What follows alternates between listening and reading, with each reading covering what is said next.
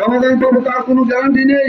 অতএব আমার জীবনের শেষ রমজান মনে করে আসুন আমরা রমজান বর্ষের প্রথম থেকে পুরো রমজান কোরআন তেলাওয়াতের মাধ্যমে, নফল বন্দিগির মাধ্যমে এবং যথাযথ নিয়মে সিয়াম সাধনা করে, গরিব দুঃখীদেরকে দান খয়রাত করে এবং যথাস্থানে যাকাত ও ফিতরা আদায় করে আল্লাহ রাব্বুল আলামিনের নৈকট্য হাসিল করি।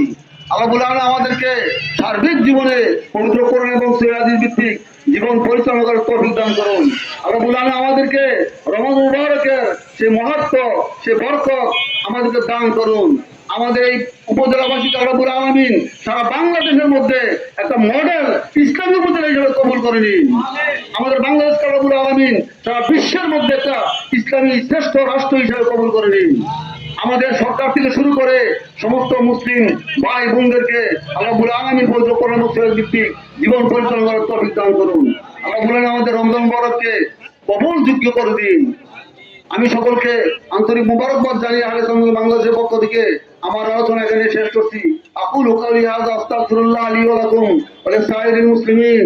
আসসালামু আলাইকুম ওয়া রাহমাতুল্লাহি ওয়া বারাকাতুহু।